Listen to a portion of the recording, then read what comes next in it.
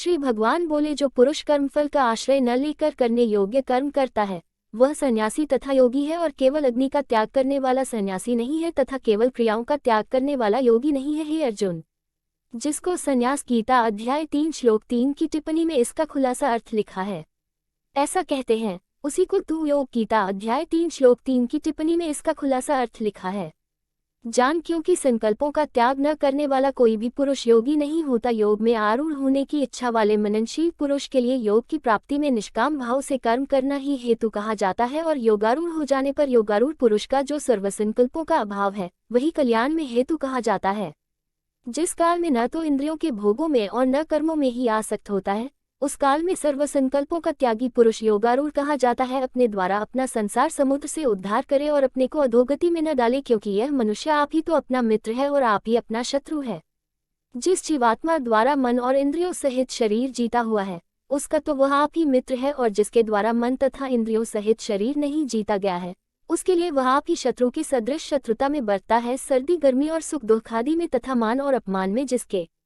अंतःकरण की वृत्तियां भली भांति शांत हैं, ऐसे स्वाधीन आत्मा वाले पुरुष के ज्ञान में सच्चिदानंद घन परमात्मा सम्यक प्रकार से स्थित है, अर्थात उसके ज्ञान में परमात्मा के सिवा अन्य कुछ है ही नहीं। जिसका अंतःकरण ज्ञान विज्ञान से तृप्त है, जिसकी स्थिति विकार रहित है, जिसकी इंद्रियां भली भांति जीती हुई है और जिसके लिए मिट्टी पत्थर और सुवर्ण समान है, वही योगी युक्त अर्थात भगवत प्राप्त है, ऐसे कहा जाता है। सुहृद स्वार्थ रहित, सबका हित करने वाला, मित्र वैरी उदासीन पक्षपात रहित, मध्यस्थ दोनों ओर की भलाई चाहने वाला, द्वेषियों और बंधुगणों में, धर्मात्माओं में और पापियों में भी समान भाव रखने वाला अत्यंत श्रेष्ठ है।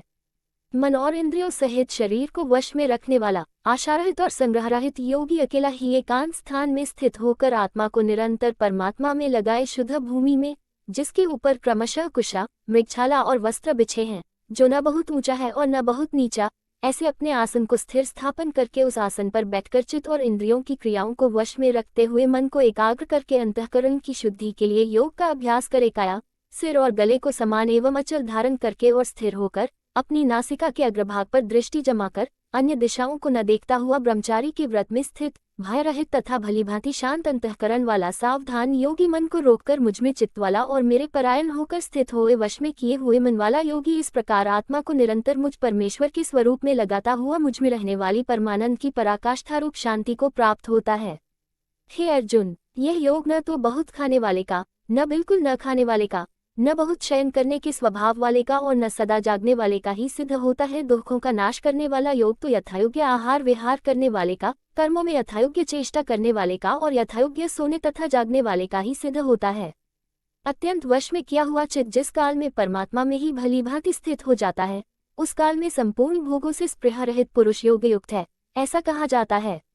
जिस प्रकार वायु रहित स्थान में स्थित दीपक चलायमान नहीं होता, वैसी ही उपमा परमात्मा के ध्यान में लगे हुए योगी के जीते हुए चित्त की कही गई है। योग के अभ्यास से निरुद्ध चित्त जिस अवस्था में उपराम हो जाता है और जिस अवस्था में परमात्मा के ध्यान से शुद्ध हुई सूक्ष्म बुद्धि द्वारा परमात्मा को साक्षात करता हुआ सच्चिदानंद घन परमात्मा में ही संतुष्ट रहता है,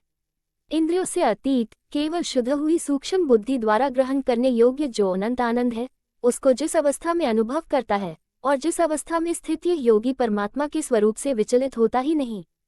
परमात्मा की प्राप्ति रूप जिस लाभ को प्राप्त होकर उसे अधिक दूसरा कुछ भी लाभ नहीं मानता और परमात्मा प्राप्ति रूप जिस अवस्था में स्थित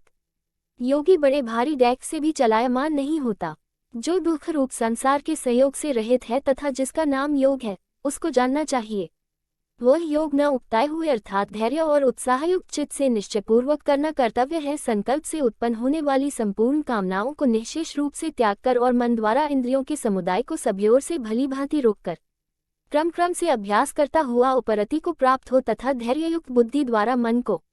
परमात्मा में स्थित करके परमात्मा के सिवा और कुछ भी चिंतन न करे। यह स्थिर न रहने वाला और चंचल मन जिस शब्दादि विषय के निमित्त से संसार में विचरता है, उस विषय से रोककर यानी हटाकर इसे बार बार परमात्मा में ही निरुद्ध करे, क्योंकि जिसका मन भली प्रकार शांत है, जो पाप से रहित है और जिसका रजोगुण शांत हो गया है, ऐसे इस सच्चिदानंद घन ब्रह्म के साथ एक ही भाव हुए योगी को उत्तम आनंद प्राप्त होता है। वह पापरहित योगी इस प्रकार निरंतर आत्मा को परमात्मा में लगाता हुआ सुखपूर्वक परब्रह्म परमात्मा की प्राप्ति रूप अनंत आनंद का अनुभव करता है। सर्वव्यापी अनंत चेतन में एक ही भाव से स्थिति रूप योग से युक्त आत्मा वाला तथा सब में संभाव से देखने वाला योगी आत्मा को संपूर्ण भूतों में स्थित और संपूर्ण भूतों को आत्मा में कल्पित देखता है। जो पुरुष संपूर्ण भूतों में सबके आत्मरूप मुझ वासुदेव को ही व्यापक देखता है और संपूर्ण भूतों को मुझ वासुदेव के अंतर्गत गीता अध्याय 9 श्लोक 6 में देखना चाहिए, देखता है, उसके लिए मैं अदृश्य नहीं होता और वह मेरे लिए अदृश्य नहीं होता। जो पुरुष एक ही भाव में स्थित होकर संपूर्ण भूतों में आत्मरूप से स्थित मुझ सच्चिदानंद घन वासुदेव को भाजता है, वह योगी सब प्रकार से बरतता हुआ भी मुझ में ही बरतता है। हे अर्जुन, जो योगी अपनी भांति जैसे मनुष्य अपने मस्तक, हाथ, पैर और गुदादि के साथ ब्राह्मण, क्षत्रिय, शूद्र और मलेच्छादिकों का सा बर्ताव करता हुआ भी उनमें आत्मभाव अर्थात अपनापन समान होने से सुख और दैख को समान ही देखता है, वैसे ही सब भूतों में देखना अपनी भांति सम देखना है। संपूर्ण भूतों में सम देखता है और सुख अथवा दैख को भी सब में सम देखता है, वह योगी परम श्रेष्ठ माना गया है। अर्जुन बोले, हे मधुसूदन, जो यह योग आपने संभाव से कहा है, मन के चंचल होने से मैं इसकी नित्य स्थिति को नहीं देखता हूँ, क्योंकि हे श्री कृष्ण, यह मन बड़ा चंचल प्रमथन स्वभाव वाला, बड़ा दृढ़ और बलवान है, इसलिए उसको वश में करना मैं वायु को रोकने की भांति अत्यंत दुष्कर मानता हूँ। श्री भगवान बोले, हे महाबाहो, निसंदेह मन चंचल और कठिनता से वश में होने वाला है, परंतु हे कुतिपुत्र अर्जुन, यह अभ्यास गीता अध्याय 12 श्लोक 9 की टिप्पणी में इसका विस्तार देखना चाहिए। और वैराग्य से वश में होता है जिसका मन वश में किया हुआ नहीं है, ऐसे पुरुष द्वारा योग दुष्प्राप्य है और वश में किए हुए मन वाले प्रयत्नशील पुरुष द्वारा साधन से उसका प्राप्त होना सहज है, यह मेरा मत है। अर्जुन बोले, हे श्री कृष्ण, जो योग में श्रद्धा रखने वाला है किंतु संयमी नहीं है, इस कारण जिसका मन अंतकाल में योग से विचलित हो गया है, ऐसा साधक योग की सिद्धि को अर्थात भगवत साक्षात्कार को न प्राप्त होकर किस गति को प्राप्त होता है। हे महाबाहो, क्या वह भगवत प्राप्ति के मार्ग में मोहित और आश्रय रहित पुरुष छिन्न भिन्न बादल की भांति दोनों ओर से भ्रष्ट होकर नष्ट तो नहीं हो जाता? हे श्री कृष्ण, मेरे इस संशय को संपूर्ण रूप से छेदन करने के लिए आप ही योग्य हैं, क्योंकि आपके सिवा दूसरा इस संशय का छेदन करने वाला मिलना संभव नहीं है।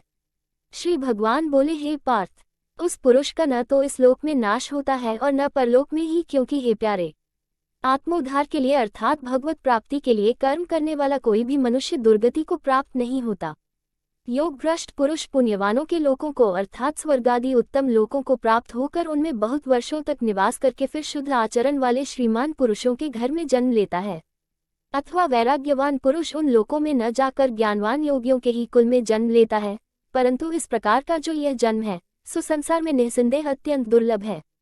वहाँ उस पहले शरीर में संग्रह किए हुए बुद्धि संयोग को अर्थात संबुद्धि रूप योग के संस्कारों को अनायास ही प्राप्त हो जाता है और हे कुरुनंदन,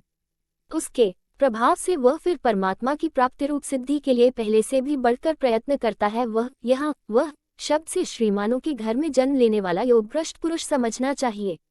श्रीमानों के घर में जन्म लेने वाला योग भ्रष्ट पराधीन हुआ भी उस पहले के अभ्यास से ही निःसंदेह भगवान की ओर आकर्षित किया जाता है तथा संबुद्धि रूप योग का जिज्ञासु भी वेद में कहे हुए सकौम कर्मों के फल को उल्लंघन कर जाता है, परंतु प्रयत्नपूर्वक अभ्यास करने वाला योगी तो पिछले अनेक जन्मों के संस्कार बल से इसी जन्म में संसिद्ध होकर संपूर्ण पापों से रहित हो फिर तत्काल ही परमगति को प्राप्त हो जाता है। योगी तपस्वियों से श्रेष्ठ है, शास्त्र ज्ञानियों से भी श्रेष्ठ माना गया है और सकौम कर्म करने वालों से भी योगी श्रेष्ठ है। इससे हे अर्जुन, तू योगी हो। संपूर्ण योगियों में भी जो श्रद्धावान योगी मुझ में लगे हुए अंतरात्मा से मुझको निरंतर भजता है, वह योगी मुझे परम श्रेष्ठ मान्य है।